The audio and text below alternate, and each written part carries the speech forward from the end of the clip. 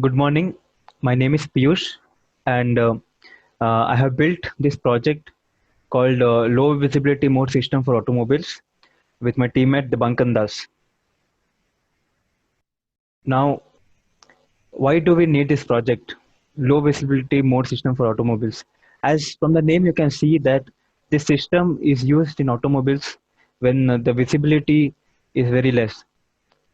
So, keeping that in mind, we have focused our project to foggy conditions that automobiles face all over the world. Now, the objective of a project, what do we want to achieve? We want to achieve that in foggy conditions, we want the driver to know that there's cars around him, there's obstacles around him, and give him data where those cars and obstacles are, so that the driver can make a conscious decision of driving slow or driving fast or navigating in that fashion. Now, why do we need this project? Why do we need this system? As you can see to your left, we have a statistics over here. We have statistics of increasing death with accidents and increasing injury of people with accidents in India. And this report is up to date till 2016. The main statistics that I wanted to see is the rising deaths. So in 2014, all over India, there were 5,886 deaths. 2015, 7,665 deaths. 2016, 9,317 deaths. This shows that the graph of deaths is increasing year by year. Even though our cars have become better, the technology in the cars have become better, but still, if you look, the number of people dying due to these accidents is increasing.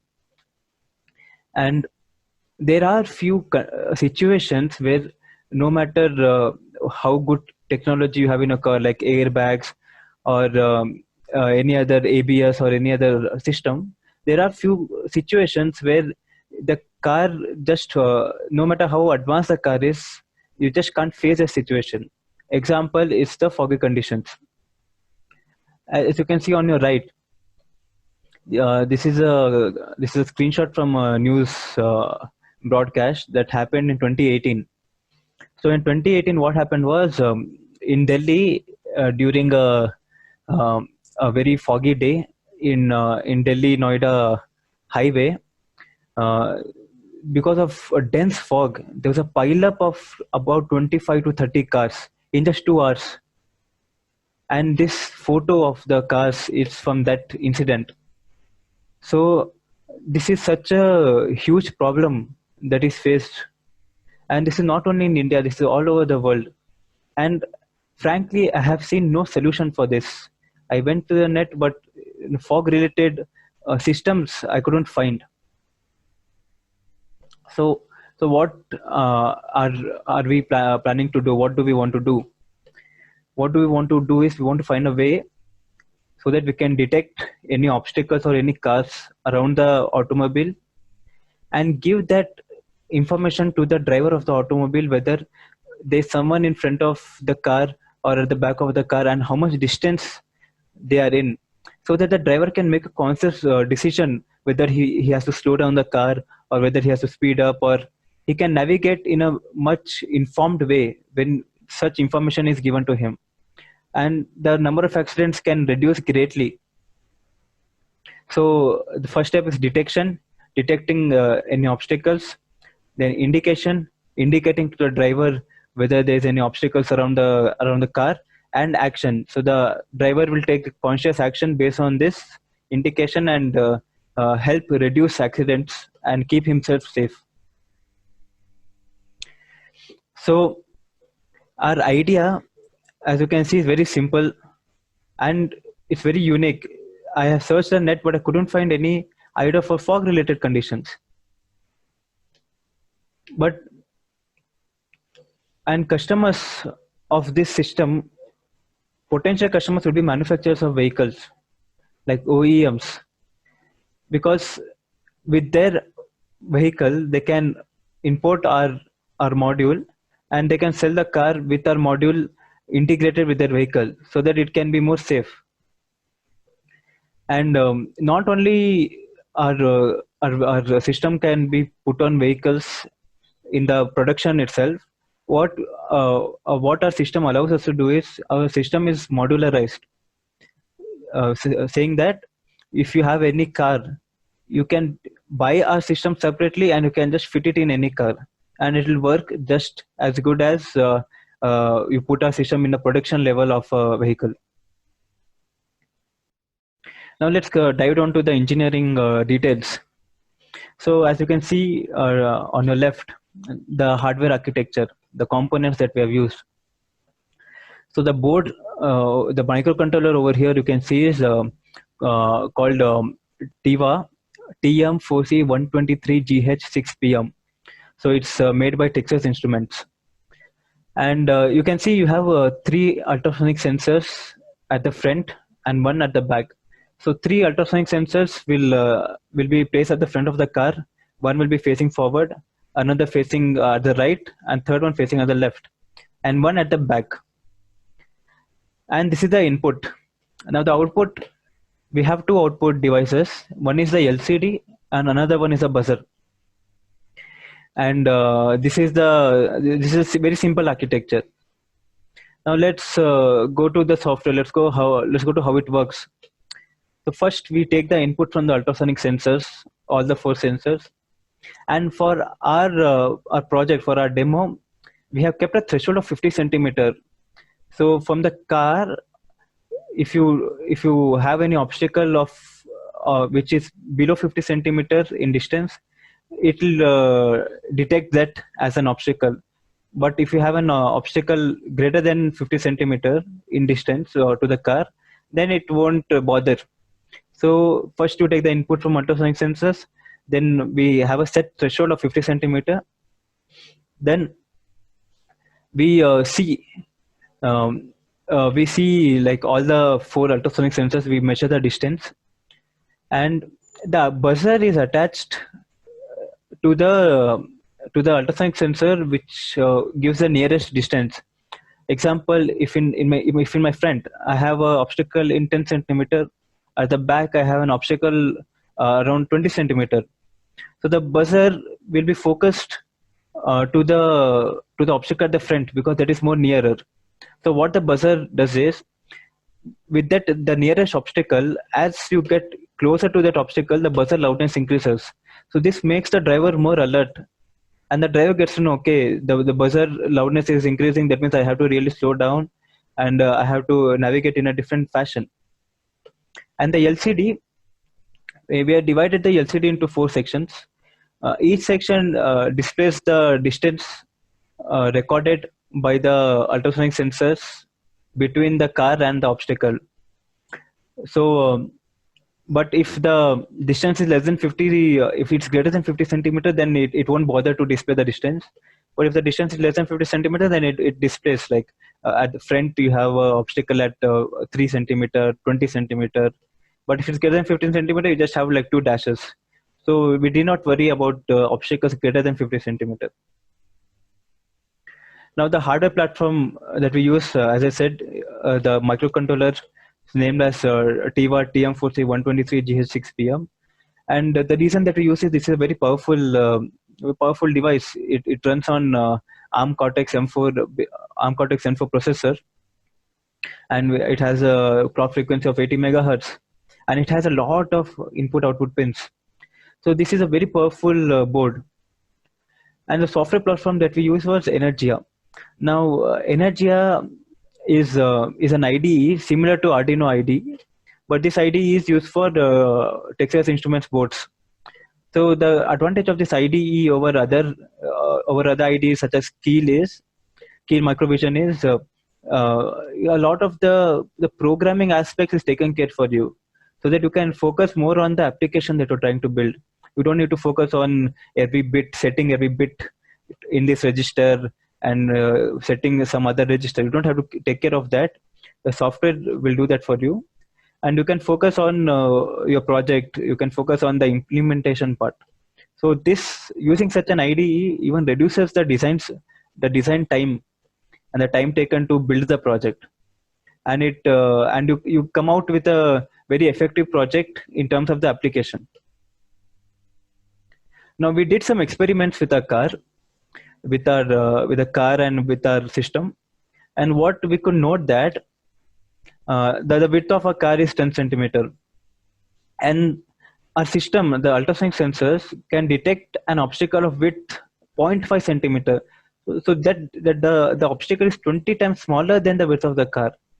So when we import this project into a real car, the car, our system might be able to detect even cycles and other two-wheeler vehicles which have a very narrow width.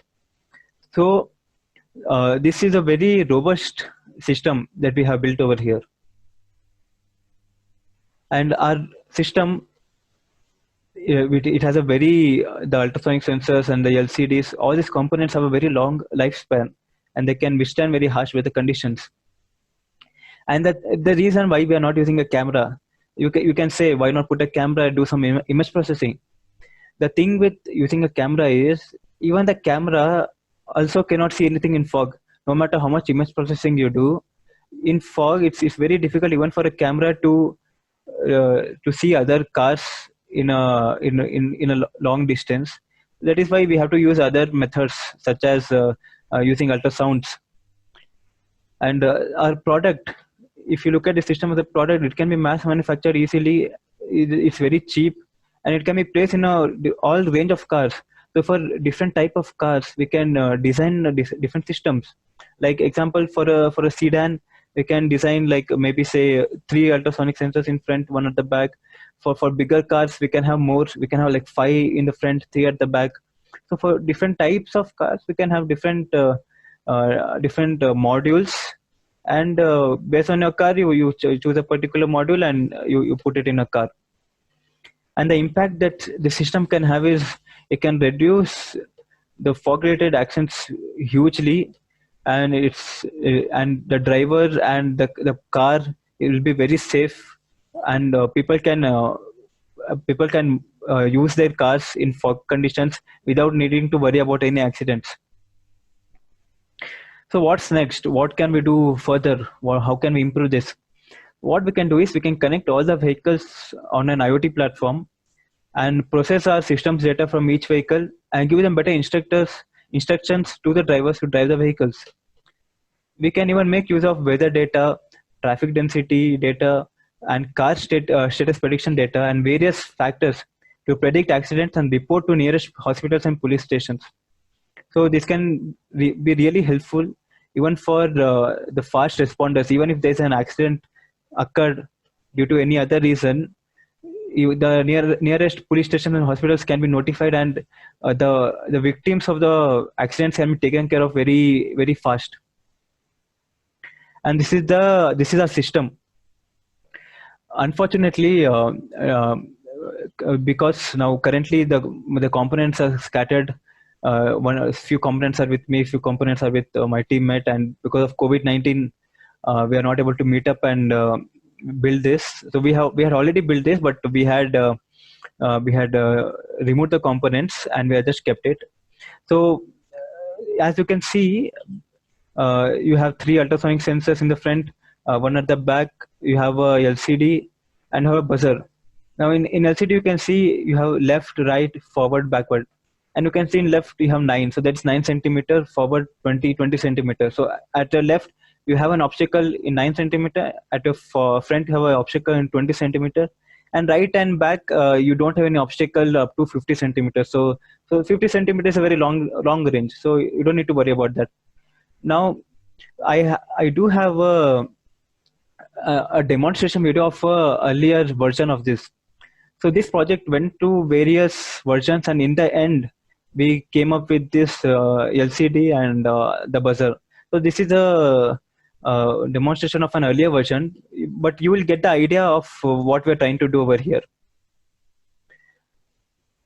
Over here you can see we have an ultrasonic sensor in the front, and it's attached to a servo motor. So like this one sensor, it sees forward, then right, then left, and we have we have three LEDs over here that tell us whether there is any obstacle the right, left, or front.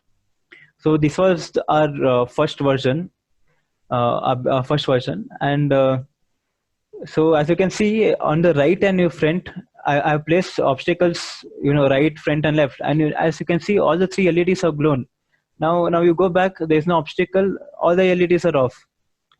So this is the basic idea. So based on the LED light, the driver can get to know, okay, right side, the LEDs on, so at the right there's an obstacle. I have to slow down. I have to move to my left. So as you can see at the front, we have placed a obstacle, and the LED is glowing for that. So this is the basic idea, and we saw that this was not that intuitive to the driver. This, like, just a LED light. It's not enough information that is conveyed over here. So we went to one more process. We